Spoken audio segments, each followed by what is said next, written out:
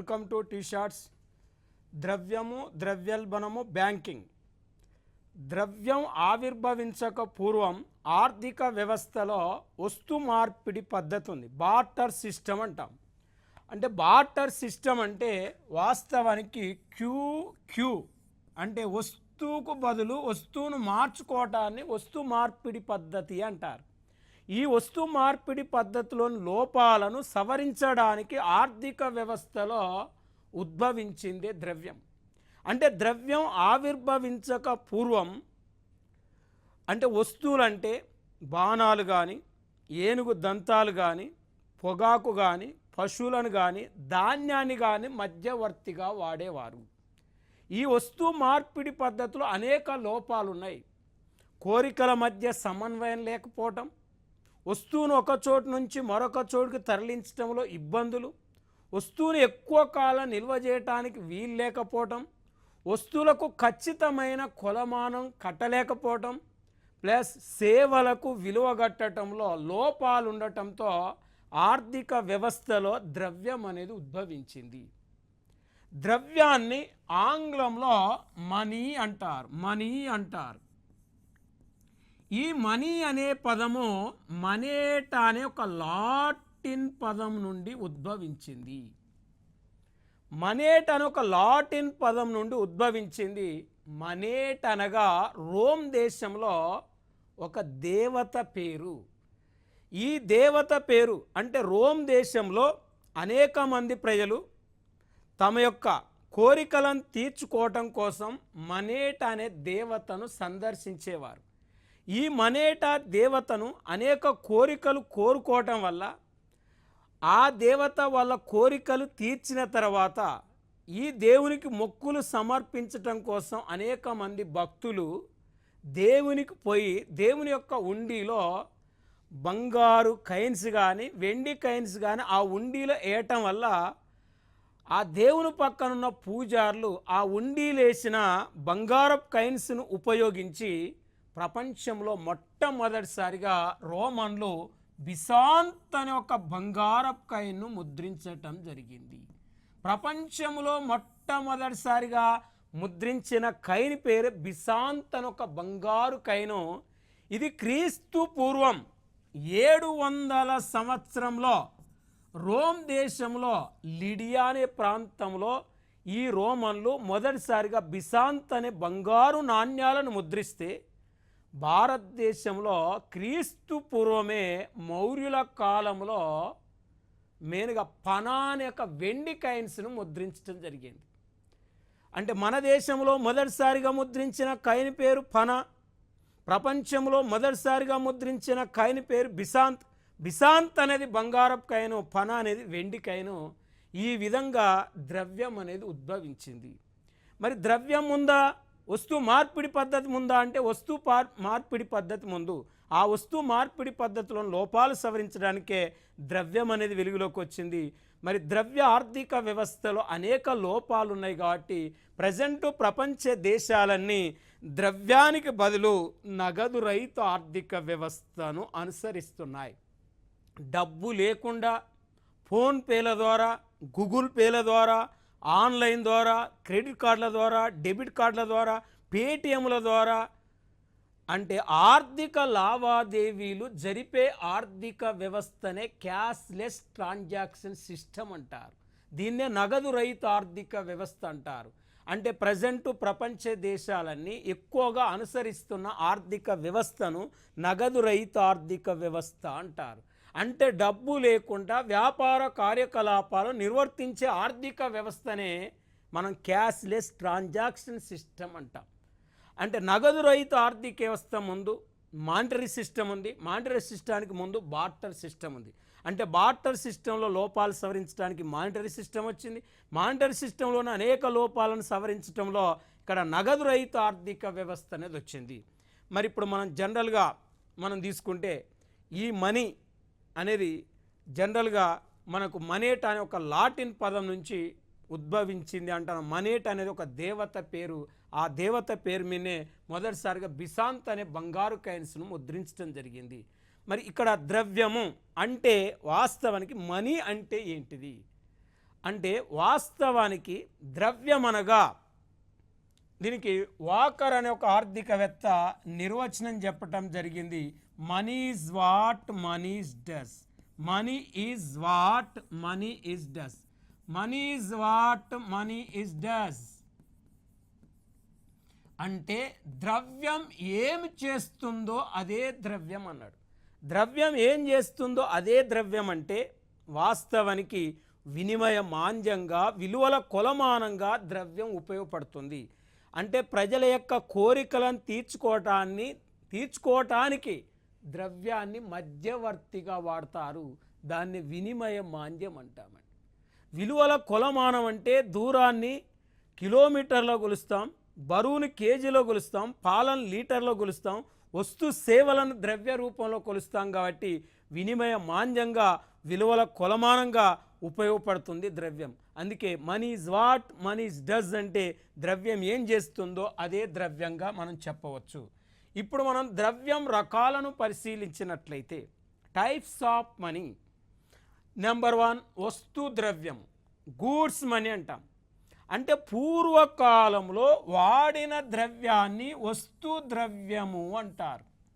Example ధాన్యం కానీ, పశువులు కానీ, పొగాకు కానీ, బాణాలు కానీ, ఏనుగు దంతాలు కానీ ఉపయోగించి ప్రజలు కోరికలు తీర్చుకోవటాన్ని వస్తు ద్రవ్యము అంటారు. అంటే ద్రవ్యానికి ముందు ప్రపంచ దేశాల్లో వస్తు ద్రవ్యమే ఉంది. అంటే వస్తు రూపంలో ఉండే ద్రవ్యాన్ని వస్తు ద్రవ్యం అంటారు. ఇప్పటి కూడా ప్రపంచ దేశాలు ద్రవ్య ఆర్థిక వ్యవస్థ వచ్చినప్పటికీ, నగదు రహిత ఆర్థిక వ్యవస్థ వచ్చినప్పటికీ ఇప్పటి కూడా మన దేశంలో ఇంకా వస్తు ద్రవ్యం ఉంది. ఎగ్జాంపుల్ ఇప్పటికీ గ్రామీణ ప్రాంతాల్లో ఇక్కడ వస్తు ద్రవ్యం ఉందనటానికి బెస్ట్ ఎగ్జాంపుల్ ఏంటంటే, మనకు మెయిన్గా విలేజ్లలో తల ఎంట్రికలు ఇస్తే అంటే బౌల్ ఇవ్వటం, తల ఎంట్రికలు ఇస్తే రకరకాల వస్తువులు ఇవ్వటం అనేది ఇప్పటికి కూడా గ్రామీణ ప్రాంతంలో జరుగుతుంది. మరి ఇప్పటికీ మనం వస్తు ద్రవ్యాన్ని ఇంకా వాడుతున్నాం. అంటే నగదు రహిత ఆర్థిక వ్యవస్థ వచ్చినప్పుడు కూడా ఇంకా వస్తు ద్రవ్యాన్ని వాడుతున్నాం.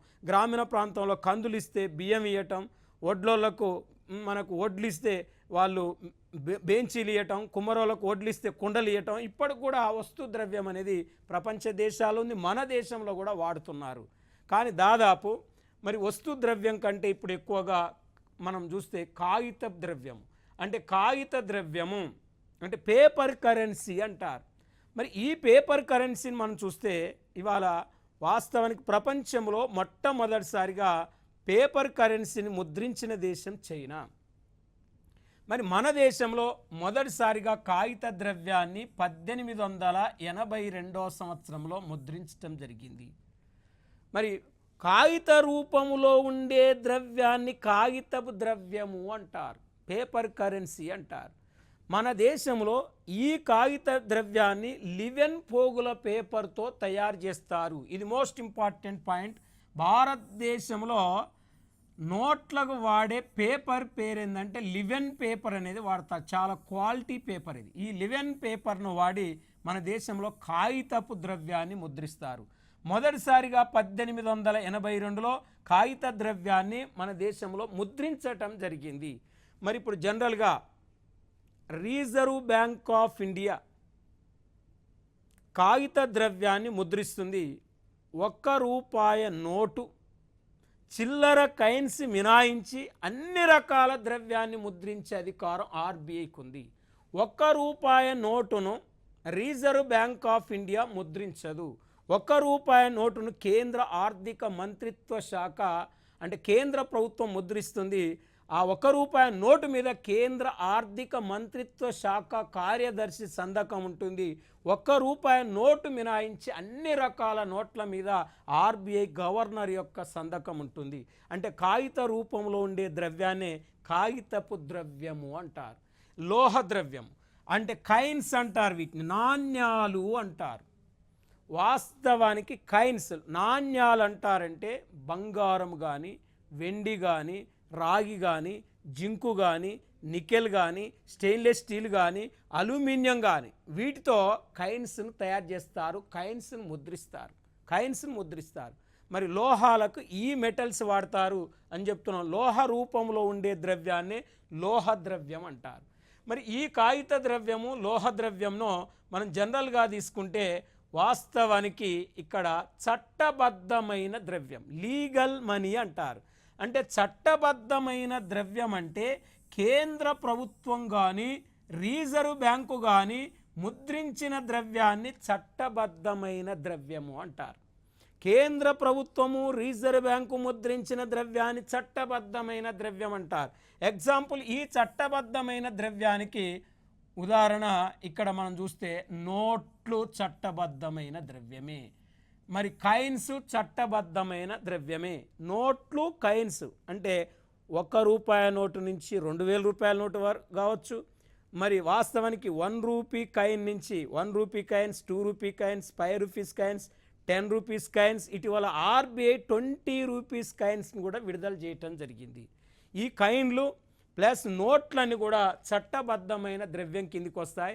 చట్టబద్ధమైన ద్రవ్యాన్ని ముద్రించే అధికారం మన దేశంలో రిజర్వ్ బ్యాంక్ ఆఫ్ ఇండియాకు ఉంది, కేంద్ర ప్రభుత్వానికి ఉంది. కానీ మిగతా కుటుంబాలకు కానీ వాణిజ్య బ్యాంకులకు కానీ చట్టబద్ధమైన ద్రవ్యాన్ని ముద్రించే అధికారం లేదు. మరి దీన్ని లీగల్ మనీ అంటాం. చట్టబద్ధం కాని ద్రవ్యము అంటే చట్టబద్ధం కాని ద్రవ్యానికే మరొక పేరు ఏంటంటే ఇక్కడ నియర్ మనీ అనొచ్చు. దీన్ని నియర్ మనీ అనొచ్చు. వాస్తవానికి నియర్ మనీ అంటే సమీప ద్రవ్యం. మరి ఈ సమీప ద్రవ్యాన్ని మనం పరిగణలోకి తీసుకుంటే ఇక్కడ దగ్గరి ద్రవ్యము, ద్రవ్యాన్ని పోలిన ద్రవ్యము సమీప ద్రవ్యము అంటాం. బ్యాంకులు సృష్టించే ద్రవ్యాన్ని సమీప ద్రవ్యం అంటాం. బ్యాంకులు సృష్టించే ద్రవ్యాన్ని సమీప ద్రవ్యం అని చెప్తున్నాం. ఎగ్జాంపుల్, ఈ క్రింది వానిలో సమీప ద్రవ్యానికి సంబంధించినది గుర్తించుము అంటాడు. అన్నప్పుడు అంటే వాస్తవానికి చెక్కు నియర్ మనీ, చెక్కు కానీ చలానా కానీ డీడీలు కానీ, చెక్కు చలానా డీడీలు, ప్రామిసర్ నోట్లు, బాండ్లు, సెక్యూరిటీలు, క్రెడిట్ కార్డులు, డెబిట్ కార్డులు మరియు ఇవన్నీ కూడా మనకు సమీప ద్రవ్యం. ఫోన్పేలు, గూగుల్ పేలు, ఇంకా ఇతర షాపింగ్ కార్డులు ఇవన్నీ కూడా సమీప ద్రవ్యానికి వస్తాయి. ఇవి కూడా ప్రజల యొక్క ద్రవ్య అవసరాలు తీరుస్తాయి కాబట్టి వీటిని సమీప ద్రవ్యము అంటారు. కానీ వాస్తవానికి కాయిన్స్కి కానీ నోట్లకు కానీ ఒక రూపం ఉంటుంది. కానీ ఇవాళ ప్రపంచ దేశాలన్నీ నగదు రహిత ఆర్థిక వ్యవస్థ వైపు వెళ్తున్నాయని చెప్తున్నాం. ఈ నగదు రహిత ఆర్థిక వ్యవస్థలో భాగంగా క్యాష్లెస్ ట్రాన్సాక్షన్ సిస్టంలో భాగంగా మనం చూస్తే డిజిటల్ కరెన్సీ.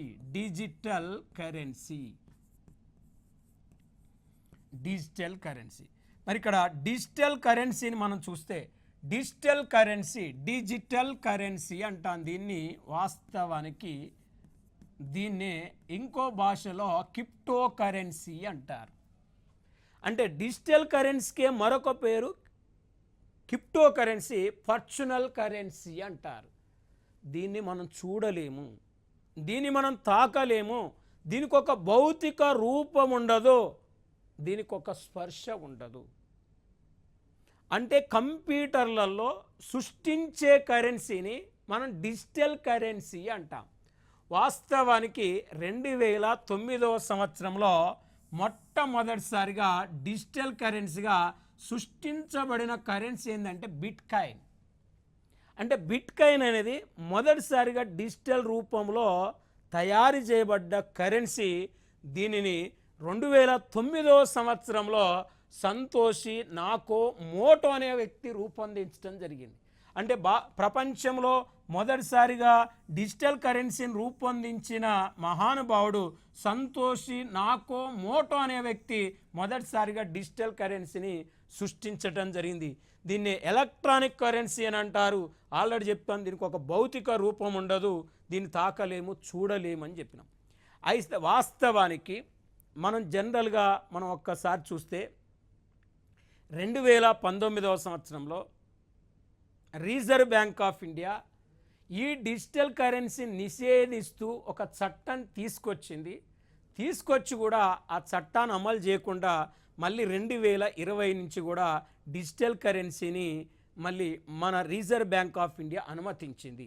2022-23 బడ్జెట్లో, ఇది మోస్ట్ ఇంపార్టెంట్ పాయింట్, 2022-23 బడ్జెట్లో మన దేశంలో డిజిటల్ కరెన్సీ యొక్క లావాదేవీల మీద వచ్చే ఆదాయం మీద 30% ట్యాక్స్ కూడా విధించటం జరిగింది. అంటే ఈ డిజిటల్ కరెన్సీని నిషేధించాలని ఆర్బీఐ 2019లో ఒక చట్టం తీసుకొచ్చింది.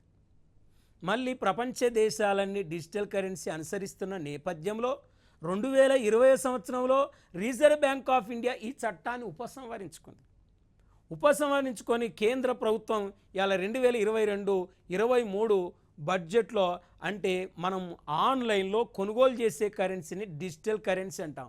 ఈ ఆన్లైన్లో డిజిటల్ కరెన్సీని కొని ఆన్లైన్లో డిజిటల్ కరెన్సీ అమ్మినప్పుడు ఆ వచ్చే ఆదాయం మీద 30% కేంద్ర ప్రభుత్వం ట్యాక్స్ విధిస్తుంది. అంటే మన దేశం కూడా ఇవాళ డిజిటల్ కరెన్సీని ప్రోత్సహిస్తుంది. Reserve bank of India, RBI, reserve bank of India 2022 December 1వ తారీఖు నాడు ఈ రూపీని కూడా భారతదేశంలో ప్రవేశపెట్టింది. ఈ రూపీని కూడా మన దేశంలో ప్రవేశపెట్టడం జరిగింది. మరి ఈ రూపీని మన దేశంలో ప్రవేశపెట్టారు అని చెప్తున్నాం. ఇక్కడ ఈ రూపాయను కూడా రిజర్వ్ బ్యాంక్ ఆఫ్ ఇండియా మన దేశంలో విడుదల చేసిందని చెప్తున్నాం. మరి ఇంకా మనం చూస్తే భారతదేశం రూపాయికి సింబల్ ఎప్పుడు మార్చారు? భారతదేశ రూపాయి సింబల్ అనేది ప్రజెంట్ ఇది భారతదేశ రూపాయి సింబల్ ఇది. అంటే వాస్తవానికి దేవనాగర లిపి భాషలో ఉంటుంది. ఈ రూపాయి సింబల్ మీద 2009 మార్చి 5న ఒక పోటీ నిర్వహించడం జరిగింది. ఈ పోటీలో బొంబాయి ఐఐటి చెందిన ఉదయ్ కుమార్ బొంబాయి ఐఐటి చెందిన ఉదయ్ కుమార్ ఈ యొక్క రూపాయి సింబల్ మీద డిజైన్ వేయటం జరిగింది. అంటే రూపాయి సింబల్ను సూచించింది ఎవరంటే, రూపాయి సింబల్ మీద 2009 మార్చి 5న ఒక పోటీ నిర్వహిస్తే ఈ పోటీలో అనేక మంది పాల్గొనటం జరిగింది. ఆ పాల్గొన్న దాంట్లో బొంబాయి ఐఐటి చెందిన ఉదయ్ కుమార్ అనే వ్యక్తి ఈ రూపాయి సింబల్ను సూచించడం జరిగింది. ఇది ప్రజెంట్ మీరు చూడండి 2010 జూలై నుంచి ఈ రూపాయి సింబల్ని మన దేశంలో అమలు చేస్తున్నారు. ఇది దేవనాగర లిపి భాషలో ఉంటుంది. అంటే ఈ రూపాయి సింబల్ సూచించింది ఎవరు అనేది మన పోటీ పరీక్షలు అడుగుతాడు. మనం గుర్తుపెట్టుకోవాల్సింది ఏంటంటే ఉదయ్ కుమార్ పేరు గుర్తుపెట్టుకోవాలా. ఆయన ఏ స్టూడెంట్ అంటే బొంబాయిలో ఐఐటి చెందిన స్టూడెంటో ఈ సింబల్ను సెలెక్ట్ చేయటం జరిగింది. మరి ఇప్పుడు ఇది ఒకటి పోటీ పరీక్షల్లో ఇంపార్టెంట్ పాయింట్. నెక్స్ట్ మనం తీసుకుంటే మన దేశంలో ముద్రణ కేంద్రాలు, అంటే ముద్రణ కేంద్రాలు మనం తీసుకుంటే భారత ముద్రణ కేంద్రం ఇండియన్ ప్రింటింగ్ ప్రెస్. ఈ ఇండియన్ ప్రింటింగ్ ప్రెస్ ఎక్కడుంది అంటే వాస్తవానికి నాసిక్లో ఉంది. మరి ఈ నాసిక్లో ఉన్న ఇండియన్ ప్రింటింగ్ ప్రెస్ ఇక్కడ ఏం ముద్రిస్తారంటే ఎస్బీఐ చెక్కులు, ఆర్బీఐ చెక్కులు, మరి కిసాన్ వికాస్ పత్రాలు, ఇందిరా వికాస్ పత్రాలు, పోస్టల్ స్టాంపులు, money order forms plus passports, ఇవి మరి జుడిషియల్ స్టాంపులు, నాన్ జుడిషియల్ స్టాంపులు ముద్రిస్తారు ఇక్కడ. ఏది భారత ముద్రణ కేంద్రం.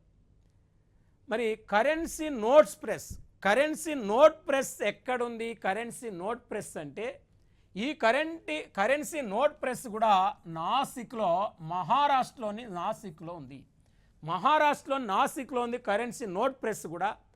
ఇక్కడ కరెన్సీ నోట్లను ముద్రిస్తారు. 1 రూపాయి నోటు, 2 రూపాయల నోటు, 5 రూపాయల నోటు, 10 రూపాయలు, 50 రూపాయలు, 100 రూపాయలు, 2000 రూపాయల నోట్లు ఇక్కడ ముద్రిస్తారు. ఇది కరెన్సీ నోట్ ప్రెస్ ఎక్కడుంది అని చెప్పినామంటే వాస్తవానికి మహారాష్ట్రలో నాసిక్లో ఉంది. ఈ బ్యాంకు నోట్ ప్రెస్ ఎక్కడుందంటే దేవాస్లో ఉంది. మధ్యప్రదేశ్లోని దేవాస్లో బ్యాంకు నోట్ ప్రెస్ ఉంది. మరి ఇక్కడ మనం చూస్తే 20 రూపాయలు, 50 రూపాయలు, 100 రూపాయలు, 200 రూపాయల నోట్లు, 500 రూపాయల నోట్లు, 2000 రూపాయల నోట్లు ఇక్కడ ముద్రిస్తారు. ఇదివరకు 1000 రూపాయల నోటును కూడా ఇక్కడే ముద్రించేవారు. ఇప్పుడు 1000 రూపాయల నోట్ అనేది లేదు కాబట్టి మరి 20, 50, 100, 2000, మనకు 500, 200, 200, 2000 నోట్లు ఇక్కడ ముద్రిస్తారు. 20, 50, 100, 500, 200, 2000 నోట్లు ముద్రిస్తారు. ఎక్కడ? బ్యాంకు నోట్ ప్రెస్ ఎక్కడుంది? దేవాస్లో ఉంది. అంతేకాకుండా కరెన్సీ నోట్లకు వాడే ఇంకు ఫ్యాక్టరీ కూడా దేవాస్లో ఉంది. మరి అదే బ్యాంకు నోట్ ప్రెస్ అంటే దేవాస్లో ఉంది, ఇక్కడ కరెన్సీ నోట్ల ప్రెస్ ఇక్కడ ఉంది, అక్కడ ఇది బ్యాంకు నోట్ ప్రెస్, అది కరెన్సీ నోట్ ప్రెస్. అధునాతన కరెన్సీ నోట్ల కేంద్రాలు. ఈ అధునాతన కరెన్సీ నోట్ల కేంద్రాలను ఎక్కడ ఏర్పాటు చేయబోతున్నారంటే మరి ఇక్కడ వాస్తవానికి పశ్చిమ బెంగాల్ రాష్ట్రంలోని సాల్బోనిలో అధునాతన కరెన్సీ నోట్ల కేంద్రం ఉంది. పశ్చిమ బెంగాల్ రాష్ట్రంలో మరి సాల్బోనిలో ఉంది. తర్వాత మనకు మరి కర్ణాటకలోని మైసూర్లో మరొక అధునాతన కరెన్సీ నోట్ల కేంద్రం ఉంది. ఇక మనకు కరెన్సీ నోట్లకు వాడే వాస్తవానికి పేపర్ ప్రెస్. మరి చూడండి, పేపర్ ప్రెస్ ఇది ఇక్కడ భారత ముద్రణ కేంద్రం నాసిక్లో ఉంది, కరెన్సీ నోట్ ప్రెస్ నాసిక్లో ఉంది, బ్యాంకు నోట్ ప్రెస్ దేవాస్లో ఉంది, అధునాతన కరెన్సీ నోట్ల కేంద్రం మరి ఇక్కడ వాస్తవానికి అది పశ్చిమ బెంగాల్లో సాల్బోని, తర్వాత కర్ణాటకలో మైసూర్లో ఉంది. ఇక్కడ కరెన్సీ నోట్లకు వాడే పేపర్ ఎక్కడ తయారవుతుందంటే ఈ పేపర్ ప్రెస్ ఎక్కడ ఉందంటే మధ్యప్రదేశ్లోని ఔషంగాబాద్లో ఉందండి. మొత్తం కరెన్సీ నోట్లు అంటే నోట్లకు సంబంధించిన పేపర్ అంతా ఔషంగాబాద్లో తయారవుతుంది. ఇది జనరల్ నాలెడ్జ్లో జీకే పరంగా మనం గుర్తుపెట్టుకోవాలి. మరి ఇంకా మనం జనరల్గా చూస్తే సెక్యూరిటీ ప్రింటింగ్ ప్రెస్, ఈ సెక్యూరిటీ ప్రింటింగ్ ప్రెస్ ఎక్కడ ఉంది అంటే హైదరాబాద్లో సెక్యూరిటీ ప్రింటింగ్ ప్రెస్ ఉంది. మరి హైదరాబాద్లో సెక్యూరిటీ ప్రింటింగ్ ప్రెస్ ఉందంటే ఇది ఏం చేస్తుందంటే మొత్తం భారతదేశానికి అవసరమైన ఎక్సైజ్ స్టాంపులు ముద్రిస్తుంది. దక్షిణ భారతదేశానికి అవసరమైన పోస్టల్ స్టాంపులు ముద్రిస్తుంది security printing press. Next mints కేంద్రాలు, వీటిని నాణ్యాలు తయారు చేసే కేంద్రాలు అంటారు. వీటిని మొఘల్ చక్రవర్తి అయిన షేర్షా కాలంలో టంకశాలలు అన్నారు వీటిని. ఈ టంకశాలలు, ఈ మింట్స్ తయారీ కేంద్రాలు ఎక్కడున్నాయంటే ఒకటి ముంబైలో మింట్స్ తయారవుతాయి. తర్వాత మనం చూస్తే ఇక్కడ నోయిడాలో మింట్స్ తయారవుతాయి. తర్వాత కల్కత్తాలో మింట్స్ తయారవుతాయి, హైదరాబాద్లో మింట్స్ తయారవుతాయి. అంటే భారతదేశంలో మింట్స్ తయారీ కేంద్రాలు ఎక్కడున్నాయంటే 4 చోట్ల ఉన్నాయి మింట్స్ తయారీ కేంద్రాలు. ఒకటి ముంబై, మరి చూడండి ముంబై, 2 నోయిడా, 3 కలకత్తా, 4 హైదరాబాద్. అంటే ఈ 4 చోట్ల కైన్స్ని ముద్రిస్తారు, నాణ్యాలు ముద్రిస్తారు. వాస్తవానికి ముంబైలో ముద్రించే కైన్స్ మీద ప్రత్యేకంగా డైమండ్ గుర్తుంటుంది. అక్కడ మనం కైన్స్ని చూస్తే ఒక కైన్స్ మీద చిన్న డైమండ్ గుర్తు కనపడ్డదంటే అది ముంబైలో ముద్రించినట్టు. ప్లస్ నోయిడాలో ముద్రించే కైన్స్ మీద చిన్న డాట్ గుర్తుంటుంది, కలకత్తాలో ముద్రించే కైన్స్ మీద ఎలాంటి గుర్తులు ఉండవు. మరియు ఇక్కడ హైదరాబాదులో ముద్రించే కైన్స్ మీద మెయిన్గా స్టార్ గుర్తు, నక్షత్ర గుర్తుంటుంది. మరి ఇది మనం జనరల్గా తీసుకుంటే ఇప్పుడు మనం నెక్స్ట్ చూస్తే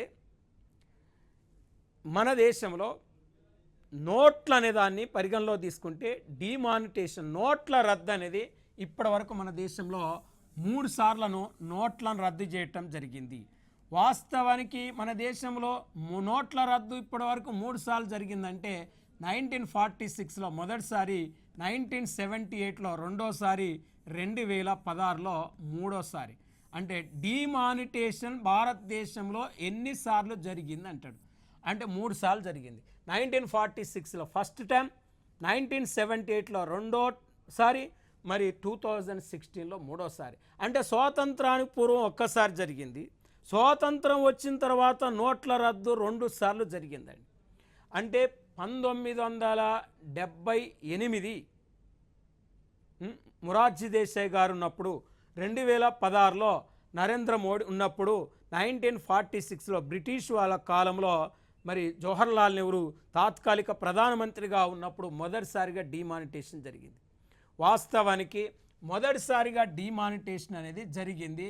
1000 రూపాయల నోటు, 10,000 రూపాయల నోటును ఆనాడు బ్యాన్ చేయటం జరిగింది. 1000 రూపాయల నోటు, 10,000 రూపాయల నోటును ఆనాడు బ్యాన్ చేశారు.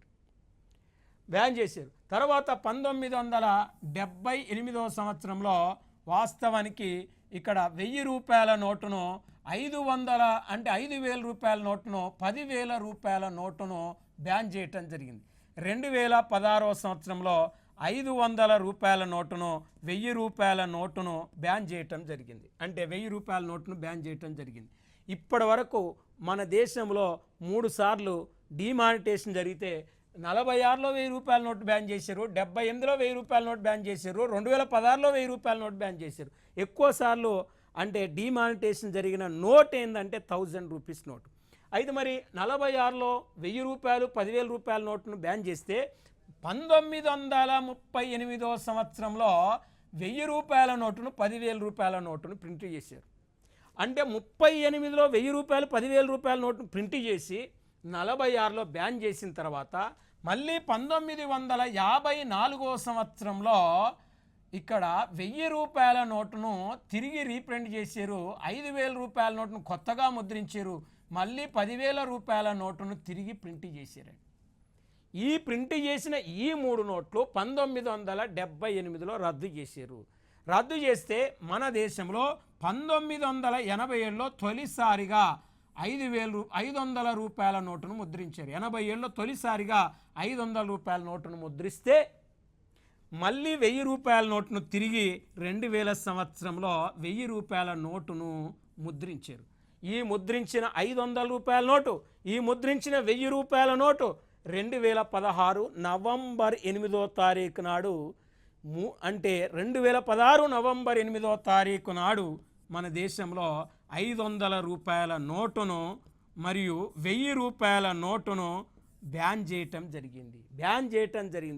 వాస్తవానికి 2016 నవంబర్ 8వ తారీఖు నాడు డిమానిటేషన్ నోట్లు రద్దు చేయటంలో ఉద్దేశం ఏంటంటే అవినీతిని అరికట్టడమే ప్రధాన ఆశయం, బ్లాక్ మనీని వెలికితీయటమే రెండో ఆశయం, పన్ను కట్టకుండా ఎగవేసిన ధనాన్ని వెలికితీయటమే మూడో ఆశయం, అధిక విలువ కలిగిన నోట్లను ఉగ్రవాద కార్యకలాపాలకు ఉపయోగించకుండా చూడటమే నాలుగో ఆశయం. ఈ 4 ఆశయాలతో మనకు 2016 నవంబర్ 8వ తారీఖు నాడు 500 రూపాయలు 1000 రూపాయల నోటును అంటే డిమానిటేషన్ అంటే రద్దు చేయటం జరిగింది. 2016 నుంచి ఇప్పటి వరకు కూడా మన దేశంలో 1000 రూపాయల నోటు మళ్ళీ కొత్తగా ముద్రించలేదు, ఇప్పటి వరకు చలామణిలో లేదు. అయితే 2016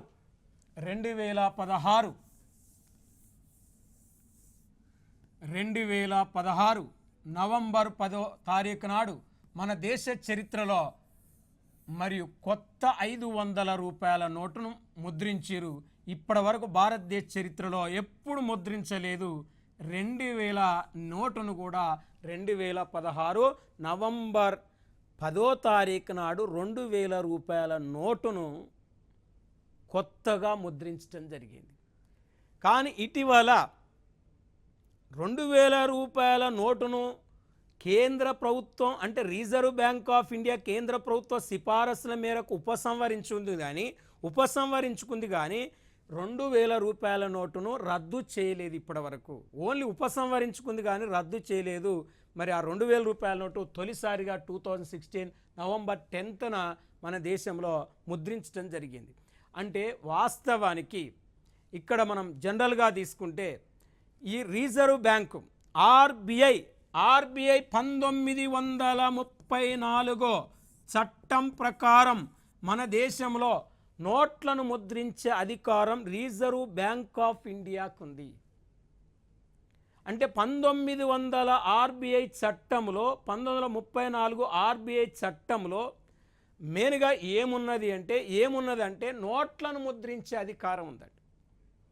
కానీ నోట్లను రద్దు చేసే అధికారం కూడా 1934 ఆర్బీఐ చట్టం ప్రకారం ఉంది. ఈ 1934 ఆర్బీఐ చట్టం ప్రకారం మన దేశంలో నోట్లను రద్దు చేయటం జరిగింది.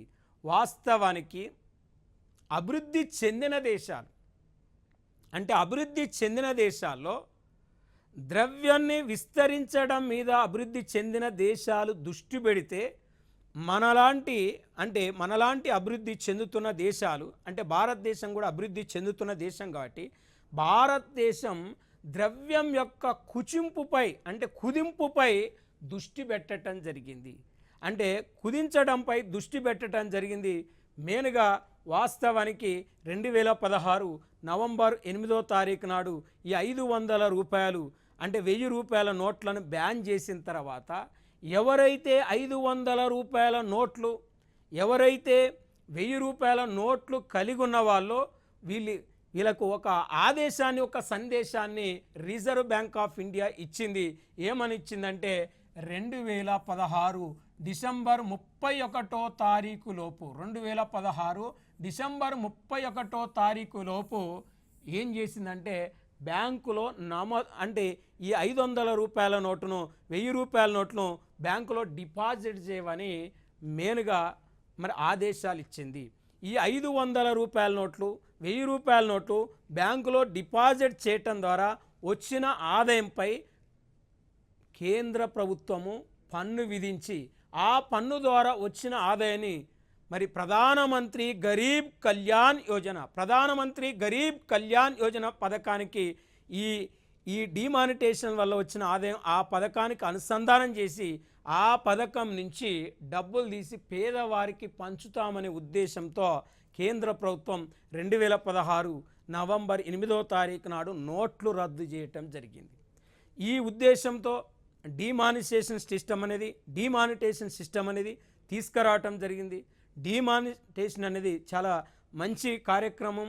ఇప్పటివరకు మన దేశంలో డిమానిటేషన్ని 3 సార్లు చేయటం జరిగింది కాబట్టి ఇది మనకు ఈ ద్రవ్యం సంబంధించిన టాపిక్.